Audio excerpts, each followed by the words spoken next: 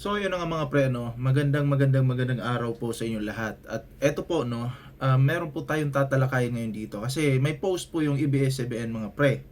Ang kapulisan po ay meron pong nagbigay po ng kaunting detalye mga pre, no?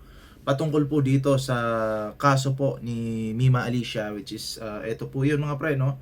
Atin po itong papakinggan ngayon. Eto. So ayan po, no, galing po ito sa ABS-CBN mga pre. So dito po tayo kukuha ng ideya ngayon kung ano na ba talaga yung nangyayari po dito sa nagiging yung pagpatay po kay Mima Alicia, no. At ano po, kumbaga hihimay-himayin po natin, no. Kasi unti-unti na pong lumiliwanag po yung mga nangyayari, 'di ba? Alam niyo mga pre, pag sa tuwing nare-reactionan ko po ito, nanggigigil ako na nalulungkot.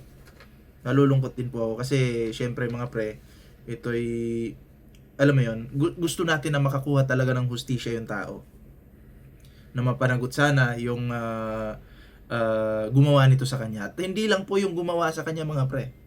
Pati po yung pinakautak nito, no? Yung talagang boss. Siyempre, ang boss may inuutusan yan para kumitil ng buhay.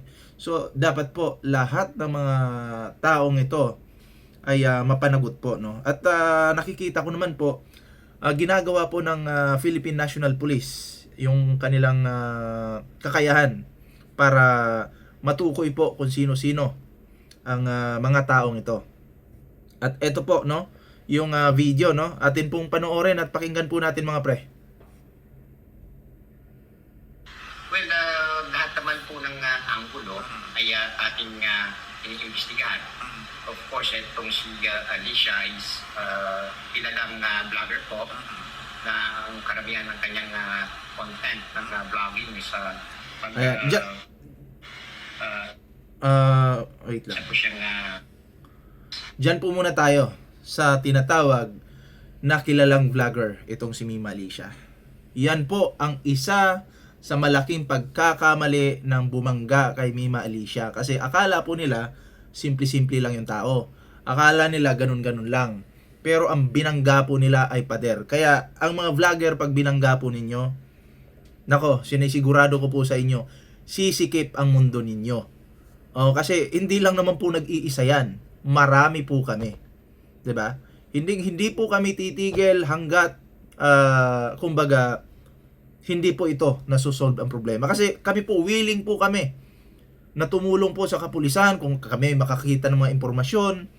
Ay tutulong kami at tutulong kami sa pagpapaingay nito mga pre para itong mga taong ito na may kasalanan po sa pagpaslang po kay Mima Alicia at may utak talagang mabulok po sa kulungan ng mga hayop na to, no? Kasi hindi na po dapat ito nagpapagala-gala sa ating komunidad kasi baka mamaya makapambiktima pa 'to mga pre. 'Di ba? Baka mamaya marami pa 'tong ma-scam. Mabudol, 'di ba? Alam naman po natin, lahat po ng krimen gusto nilang gawin pag yung mamamatay tao, 'di ba? So, gusto ko po sana magtulungan po tayo na alam niyo 'yun, magkaisa tayo para po sa ating kaibigan na si Mima Alicia mga pre. At eto pa po, no, pakinggan pa po natin ang sasabihin ng kapulisan mga pre. Kilalang vlogger po na ang karamihan ng kanyang content ng vlogging is pag isa po siyang nagbibigay ng komento patungkol po sa mga social issues. Of course, hindi po natin maiaalis yung mga ganung anggulo, but meron din po tayong iba pang anggulo na iniimbestigahan katulad po na personal po sa kanyang buhay. Ano personal, sir? Anong posible? Wait lang, balikan natin kaunti. Yung mga nagbibigay ng komento patungkol po sa mga social issues.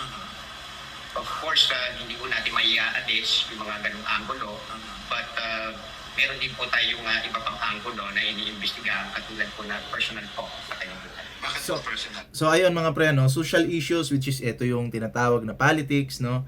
Kasi alam naman po natin dito sa mundo ng politics mga pre, na pinasok po ni Mima Alicia ay marami pong mga tao dito na nagbabanta sa buhay ni Mima Alicia, mga pre. Hindi po natin maiaalis yun, marami po. Araw-araw po yan, may death threat po si Mima Alicia. Hindi lang po kay Mima, lahat po kami mga vloggers, mga pre. Which is yung death threat na yan, ginagawa na naming almusal, tanghalian, hapunan, yung death threat na yan, mga pre. Pero, eto na nga, marami pong tinitingnang anggulo yung kapulisan dito. Hindi lang po isa.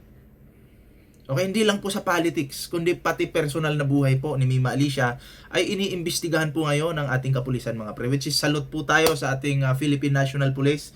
Mabuhay po kayo, palakpakan po natin, mga pre. Kasi grabe, no, nag-e-effort po talaga sila para masolve po ang kasong ito, no? So, ayan, tuloy pa po natin ang video ito. Pakinggan pa po natin. Sir, anong posibleng nakita nyo na magsasabing personal po ang motivo? Well, base din sa ating pagsasaliksik, sa operational research natin, itong si Alicia ay may kinasuhan pong tao. Kung saan, So ayun, ako sa pagkakaintindi ko sa kinasuhang kaso, kinasuhang tao, mga pre, yun yung nambugbog sa kanya na ex niya. Hindi ko lang alam kung may kinasuhan pa siyang iba. Pero ito'y natalakay na dati sa kanyang social media accounts, nagpatulong pa to sa akin na hingi ng advice, 'di ba? Kasi nga nakita ko yung video, may pasapasa siya which is nagkaso siya. So ito yung kanyang ex, okay? Pero baka may tinutukoy pa po yung kapulisan natin na ibang kinasuhan ni Mima Alicia, baka meron pa. So which is antay natin yung investigasyon po nila, no? Oo, tingnan po natin kung ano yung lalabas sa investigasyon. 'Di ba? Kasi ako, ang alam ko lang pong kinasuhan ni Mima Alicia yung yung ex niya, kasi nga medyo sinaktan siya, 'di ba? Natural lang naman po siguro na magkaso si Mima Alicia doon sa tao, kasi karapatan niya po 'yon. Hindi para sirain yung buhay ng tao na 'yon, kundi para sa karapatan niya, kasi karapatan niya pong magkaso kasi siya po ay di umano sinaktan, 'di ba? Nagkaroon ng pasa. Nakita ko po 'yon sa alam ko nakita niyo rin 'yon, yung video na 'yon, na may mga pasa po siya. So 'yon. Tuloy pa po natin 'to, mga pre. nagkaroon po sila ng counter file po ng case. Yung po yung tinitingnan po natin. Anong kaso po ito? Tungkol saan po ito? Sa ngayon, hindi pa po natin po pwedeng maibigay yung detalye. Okay, so baka may bagong kinasuhan si Mima Alicia, no? Baka hindi lang yung yung kanyang boyfriend, kasi hindi pa daw po pwedeng maidetalye ng ating kapulisan, mga pre, no? So, yun, abang-abangan po natin kung ano po ito, baka may iba pang tinitingnang anggulo yung ating kapulisan, mga pre. Ongoing pa rin po yung ating follow-up operation po. May In fact, we're just waiting na maging responsive itong si Melboy. Titingnan natin kung ano ang kanyang sasabihin, dahil sila itong huling magkasama at matagal na po magkasama ng ating victim si Alicia. At hindi natin pwedeng i-discount kung ano mga sasabihin po niya. Well, right now meron na po, meron po tayong isang kinukonsider na person of interest. Ito nga po yung patungkol sa personal po, na kung saan ay nagkasuhan po itong dalawa. So isa pa lang ang person of interest? Opo. Opo. May Well, So, yan, isa pa lang po yung person of interest ng kapulisan, mga pre, Isa pa lang, sana madagdagan pa ito, at sana po matingnan din po nung ating kapulisan yung mga yung mga nagbabanta po sa buhay ni Mima Alicia, para matuldukan po yung ganong klaseng kinasanayan ng mga Pilipino, na okay lang pala magbanta, 'di ba? Okay lang ba? So dapat po tingnan din po ng ating kapulisan yung mga confirmed na nagbanta sa buhay ni Mima Alicia, and then nung nagbanta sila, nangyari po yung karumal-dumal na pagpatay kay Mima Alicia.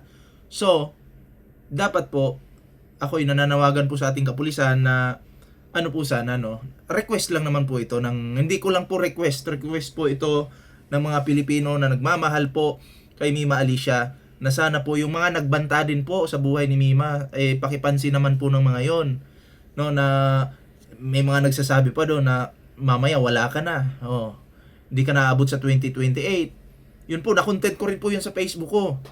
Sana po, panawagan po sa kapulisan, yung mga ganong klaseng tao, kumbaga tutukan po, At sana may makasuhan po talaga.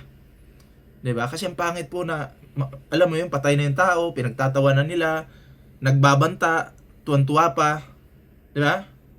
Hindi ko po matanggap ito na ganun-ganun lang. Pero sana po no, masolusyonan po ito ng ating kapulisan. At 'yun, abangan po natin kung ano 'yung magiging update ng Philippine National Police dito po sa kaso po ni Mima Alicia. At kayo po, ano po ang tingin nyo dito sa bidyong ito? Yung kanyang boyfriend po, ano po yung reaction ninyo na si Mima Alicia pinatay, pero yung boyfriend niya buhay na buhay po. So, kayo, sa pag-analyze nyo po, may kakaiba ba o wala? Nagtatanong lang naman po tayo. Okay? Kasi syempre, hindi naman po tayo nag-analyze din po tayo, di ba? So paki-comment na lang po kung ano yung mga reaksyon, opinion at babasahin po natin 'yan. Ayan. At palakpakan po natin ang Philippine National Police kasi lahat naman po ay ng effort no ay ginagawa po nila. Ayan, mabuhay po ang PNP natin. At syempre no, paki-share na lang po ang video ito.